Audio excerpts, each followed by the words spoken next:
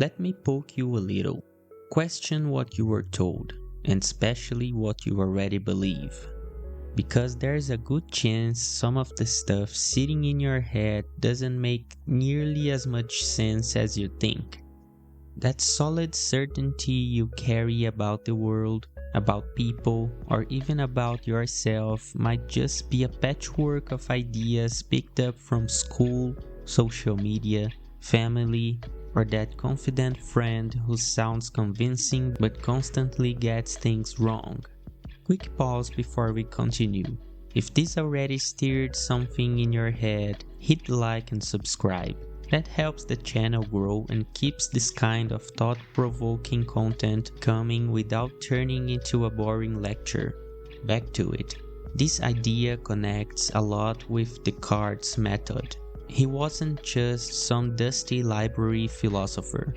He actually enjoyed dismantling certainties. To him, beliefs were like a crate of fruit.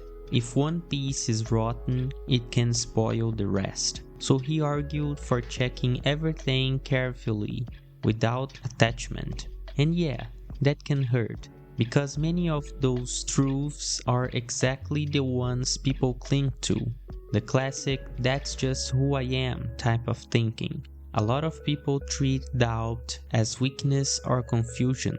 Descartes saw it as a sign that intelligence is actually working. He even questioned his own existence. While today people prove they exist by posting selfies, he was wondering whether everything could just be some strange dream. The irony is that we live in a time where certainty sells far better than reflection. Social media is packed with instant experts. Politics, diet, finance, philosophy, parenting, strong opinions everywhere. Even someone who struggles to keep a houseplant alive suddenly feels ready to explain life. Here's the core point. The biggest enemy of thinking isn't ignorance, it's mental laziness. It's easier to hold onto shaky opinions than to admit, maybe I got this wrong. So yes, question media, government, religion, influencers, gurus, but start with the toughest target, yourself. When that happens, you stop outsourcing your thinking. No need for a guru, trend, or deep voice YouTuber with purple lighting to decide what makes sense. In the end, the Cartesian method is basically this. Clear the ground before building any belief. And if that clearing never happens, that may not be the real thinking, just echo. I think, therefore I am. Sounds classic, but bringing it to today's world. Thinking has nothing to do with applause, likes, or validation. And honestly, many people are hooked on that. You wake up, open Instagram, see recycled motivational quotes, flawless bodies, passive-aggressive posts. Suddenly it feels like you have to prove something to someone. If Descartes saw this circus, he would probably raise an eyebrow. The guy lived without Wi-Fi, endless feeds, or hustle culture shouting rise and grind. Yet he reached a level of mental independence many people still chase. His idea was simple and bold. Existence doesn't depend on approval. It's not they follow me, therefore I exist. Not they praised me, therefore I exist. Just I think, internally, no audience required. That's revolutionary because almost everything can be doubted. Tradition, popular opinion, trends, authority. One thing is harder to deny. The fact that you are thinking right now. Real thinking, by the way, creates friction. It doesn't always fit the group, doesn't always please others, but it pulls you out of autopilot. Look at your own life for a second. How many decisions come from genuine reflection, and how many are image maintenance? Clothes, opinions, career moves, posture, even dreams sometimes come more from "how will this look" than "does this actually make sense to me?" Descartes wasn't after an audience, he wanted clarity. While many people chase approval, he chose the discomfort of examining his own ideas without anesthesia. Living sedated by the consensus feels safe, but it's not exactly conscious living. That famous sentence isn't decoration for social media captions. It's a blunt reminder. Your existence doesn't rely on your boss, your family, your followers, or that curious ex still checking your profile. It begins when you claim the right to think independently, even if someone dislikes it. So when a flood of voices tells you how to act, feel, dress, or dream, pause, breathe, think for real. If the thought is genuinely yours, that's enough. And if it isn't, you might just be repeating a script with Wi-Fi. People love making simple things complicated, and complicated things oversimplified. Relationships become love is impossible nowadays, when sometimes it's just messy communication mixed with emotional immaturity. Someone claims the world is chaotic but can't even organize their own closet. Not cruelty, just mental clutter. That's exactly what Descartes pushed back against. No magic formula, no motivational gimmick. His idea was straightforward. Big problem? Break it down. Slice it into smaller pieces until you can actually see what you are dealing with. A vague problem quickly turns into endless drama. It's like that suspicious container forgotten in the back of the fridge. Until you open it and deal with it, you just complain about the smell. Once you face it and clean it, half the discomfort disappears. Many personal crises come from trying to answer massive questions with zero patience. What's the meaning of life? Why does everything go wrong for me? Did I choose the wrong career? Giant questions plus shallow reflection equal anxiety, not wisdom. Practical example: dissatisfaction at work. First reaction tends to be theatrical. I'm quitting everything and becoming a digital nomad. Slow down. Break it apart. Is it the salary, the environment, lack of growth, boredom, burnout, or simply Monday fatigue? Another key question: what can be changed now and what can't? What requires skill building, honest conversation, or acceptance? When you do this, the problem gains shape. It stops being a foggy monster and becomes something concrete, with structure and possible solutions. Clarity usually comes from analysis, not emotional noise. But noise demands less effort, so many people stick with it. This kind of thinking requires pause, attention, and some humility. It attracts less applause than complaining that everything sucks, yet it works far better. It's basically stepping out of autopilot and taking the wheel with some mental navigation. In today's environment, thinking methodically is almost rebellious. A world fueled by emotional reaction rarely encourages structured thought. Problem solving isn't glamorous, but it brings autonomy. And that beats pretty speeches any day. So next time a problem feels overwhelming, skip the miracle solution fantasy. Take the mental scalpel and cut it into parts. People who solve things tend to do exactly that. Everyone else usually just vents in the family group chat. Now let's try something simple. 10 minutes without touching your phone. No apps, no messages, no quick check. Tough, right? Yet many claim they want better decisions, deeper understanding, clearer direction, while avoiding silence at all costs. Descartes would probably call that intellectual laziness. Back in 1619, he intentionally isolated himself in a cold room to think without interruption. Reports say he even spent long stretches inside a heated enclosure. Basically a primitive stove space, just reflecting. Sounds eccentric today, but the principle still holds. Deep thinking needs time and quiet. Now contrast that with the present. Internet hiccups for 2 minutes and anxiety kicks in. Everyone wants fast answers, instant insight, wisdom packaged for short-form video.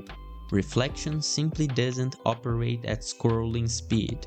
No algorithm delivers existential clarity on demand. Serious thinking requires mental isolation, not necessarily physical solitude, but freedom from constant notifications, opinions, and noise. Many claim they want answers, yet avoid the very conditions that allow answers to emerge. Because genuine reflection is slow, sometimes uncomfortable, sometimes it challenges ideas you would rather keep untouched. Distraction is easier. Endless stimulation numbs uncertainty. Without intentional mental space, your mind becomes open territory. Advertising enters, other people's opinions enter, fear sneaks in, and eventually it's hard to tell what originated from you. This isn't about becoming a hermit or disappearing into the mountains. It's simpler, tough not easy, creating moments of silence within normal life. Maybe 30 minutes offline, a walk without headphones, or just sitting long enough to organize what's happening internally. Sounds basic. These days, it's almost radical. Meditation without reflection turns into escape, and reflection without quiet turns into more noise. So when mental overload hits, resist the urge to drown it with distraction. Pause instead. Silence. Let thoughts surface without filters. It may feel awkward at first, but unlike endless scrolling, that discomfort actually builds something. Here's something funny. People love acting rational, but one hit of jealousy, fear, anger, attraction, or nostalgia, and logic quietly exits the room. Descartes, the same guy obsessed with clarity, understood that perfectly. Pretending emotions don't exist doesn't work.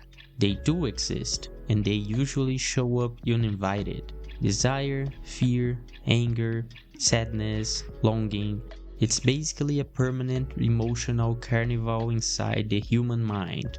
Trying to manage all that with pure logic alone rarely succeeds. Yet unlike some thinkers who treated emotions as something to eliminate, Descartes suggested a different path. Understand them before reacting. Don't suppress them. Don't worship them. Read them. He even wrote Passions of the Soul, partly because a European princess reached out for help dealing with emotional turmoil. Long before modern therapy language, he was already analyzing how feelings interact with thought. His view was surprisingly structured. A few basic emotional forces: admiration, love, hatred, desire, joy, sadness, combine into the complex emotional experiences people talk about today. Anxiety might mix desire with fear. Envy blends comparison, frustration, and craving. Intense romantic obsession sometimes carry more ego and projection than genuine connection. The key point: he never said feel less. The idea was closer to feel with awareness. Once you identify what's happening internally, emotions stop running the whole show unchecked. They become signals instead of commands. Take a familiar situation. You meet someone attractive. Physical reaction, imagination starts building scenarios, ego looks for validation. Completely normal. But if reason stays silent, things get messy fast. The goal isn't motivational suppression. It's making sure emotion doesn't drive alone. And there's a modern twist. Entire industries profit from the emotional impulsivity. Social media feeds desire and comparison, news amplifies fear, advertising plays on insecurity. Without emotional awareness, you become extremely easy to steer.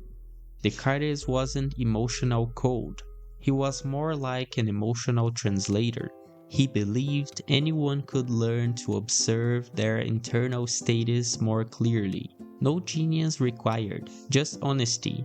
Because feeling is inevitable. Understanding what you feel, that's where autonomy begins. And usually, that's what separates people living reactively from those living with some degree of conscious direction. Philosophy sometimes gets romanticized. Coffee, books, deep quotes, intellectual charm. Reality can look different.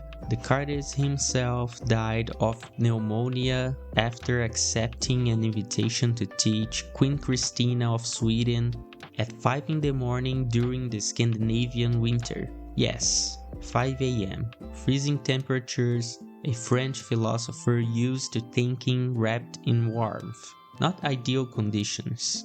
There's something darkly ironic there. A man who spent years defending intellectual independence, questioning authority, and seeking quiet space for thought ended up ill partly because he was too polite to decline royal expectations. A subtle lesson hidden in the story. Thinking also involves knowing when to set boundaries. But the bigger point isn't the illness. It's the invisible cost of thinking seriously. Once you start reflecting deeply, certain automatic beliefs stop working. Traditions get questioned, relationships shift, identity itself can feel less fixed. Thought pulls you out of herd mode, and that doesn't always earn applause. People who think critically often become the inconvenient voice in the room, the one asking for clarification when everyone else already agreed. That can create friction because independent minds aren't easy to steer. Systems built on consumption, reaction, and conformity doesn't particularly reward reflection. In that sense, thinking becomes an act of independence. It doesn't require isolation or monastic life, just willingness to examine before accepting. That effort can be tiring. It can even bring social tension. Still, the alternative carries a heavier cost, living on borrowed ideas, prefabricated desires, inherited expectations. Life runs on autopilot, and later you'll realize most choices weren't really yours. So yes, thinking can be uncomfortable, occasionally lonely, mentally demanding, but it gives authorship over your own life. And that tends to matter more than temporary comfort. A conscious life, even messy and imperfect, usually beats drifting through existence without knowing who's actually making the decisions.